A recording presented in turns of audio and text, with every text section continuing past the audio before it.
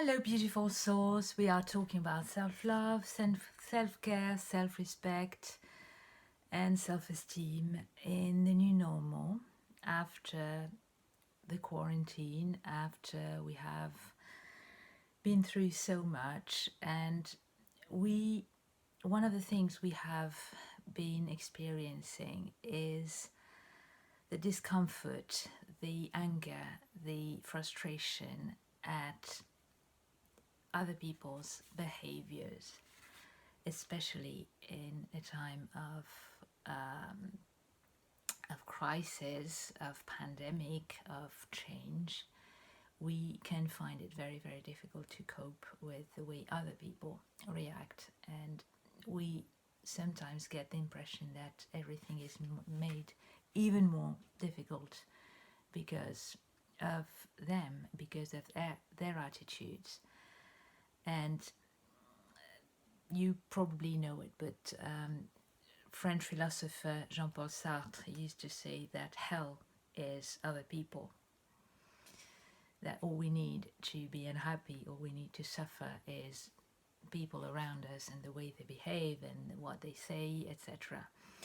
And of course, we are even more sensitive to all that sort of thing when the whole world is changing, when we are feeling very insecure about our own situation, our own future. We are trying to make the right choices, we are trying to adapt, we are trying to evolve. And as I told you, we are actually doing it and doing a very good job. But it is difficult. It is sometimes really scary and sometimes very frustrating as well, because things might be going too fast or not enough, and you are constantly adapting, course correcting, constantly trying to make the best decisions for you, for your loved ones, and constantly finding obstacles along the way. And that's especially true now, but it's like that in any lifetime. Under normal circumstances, it is something we have to deal with. And one of the biggest lessons I've ever learned is that other people are only mirrors of ourselves, of what we are, what we have inside. And when people push your buttons, when people act in a way that you really dislike, they are just reflecting something that you dislike in yourself, and most of the time something that you refuse to acknowledge because you hate it so much you don't want to think that you have that inside. For instance, with the whole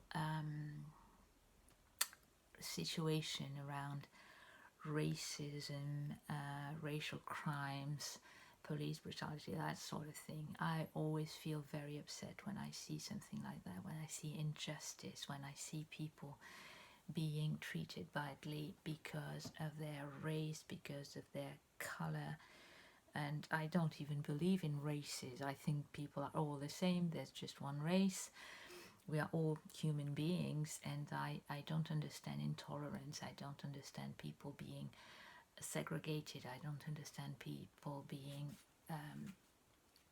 killed or shunned or discriminated based on their religion or their gender, on their sexual orientations. I hate that. I really react very strongly every time I see that. And I've come to realize that it is because it's an echo of something I have inside of me.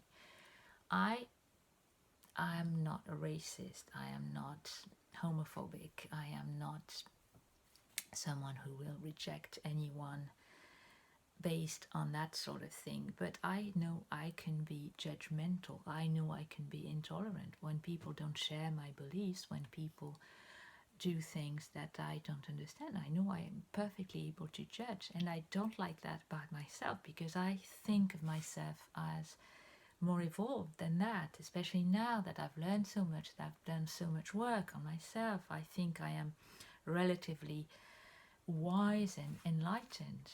At least I want to be, and I try to be. And so when I still feel something like that, I refuse it. And that's not the way to do it. The only way to release something, to get rid of it, is to accept that it's there. We are human, we are not perfect, and we are never going to be absolutely perfect, but we have to accept our limitations and we have to deal with them in order to get past these limitations. We have to acknowledge what is. The best way to deal with a problem is to understand what it is, because otherwise it's very difficult to find solutions that are going to be effective. So we need to accept everything that we are. I'm not always kind. I'm not always understanding. I'm not always wise. I do the most stupid things all the time, even when I know better. But I still make mistakes.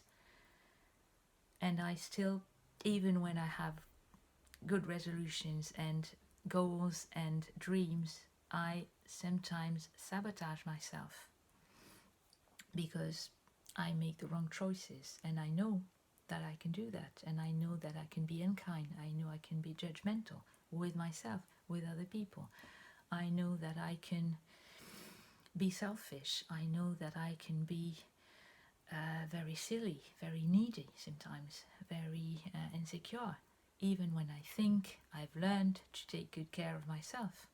Things keep coming back, and it's okay, because there comes a time when you realize what you are doing and you realize that you are ready to let that go.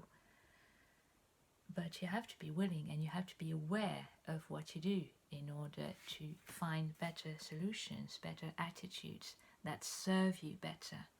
And it's very, very, very difficult because it takes a lot of humility. It takes a lot of honesty. And being authentic it starts with yourself. You can't really be a good person, you can't really be creative, you can't really be good at anything unless you are truly yourself, unless you deal with everything that you have inside, the good and the bad and the ugly, and you learn to use your strength and you learn to deal with your weaknesses. And that's what we do all the time. That's what we are here for, to deal with our problems, to learn from them, to grow from them, and to become better people. And the good news is that if the people who trigger your negative reactions are a reflection of all the things inside you that you don't like, it is also true that all the people you admire are mirrors of your strengths, of your better qualities, of all the good things in you. Every time you admire someone, it's because you have the potential to become that person, to become someone who has the same qualities, the same skills, the same talents. That is always, always, always true, even when you don't see it. And of course, at first, you don't believe in yourself enough to see that. But when you admire someone who is especially talented and someone who is especially successful, and you think, oh, I wish I could do that, it's probably because you have the potential. And of course, it means that if you want to develop that potential, you're going to have to work on it. You can't become a writer overnight. You have to write and correct and edit and learn from your mistakes, and it takes time. If you want to be a dancer, you're going to have to practice and practice and practice and practice. If you want to learn to cook, you're going to have to cook, and you learn along the way and you see what works and what doesn't. But if you feel the passion, the will, if you want to do something, if you are really attracted to a career to a hobby. It's because you have what it takes to not only make it come true, but do it well, make it a success, make it a triumph. And if you admire someone, ask yourself why. What is it that this person has that really inspires you? Is it their career? Is it their personality? Is it the way they treat people?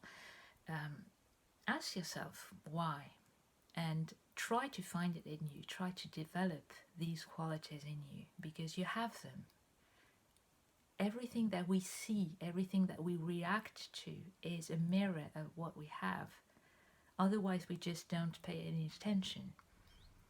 That's always, always true.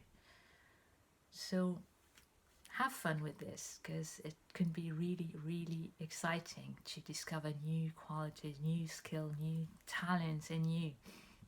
Have fun and stay tuned. Bye bye.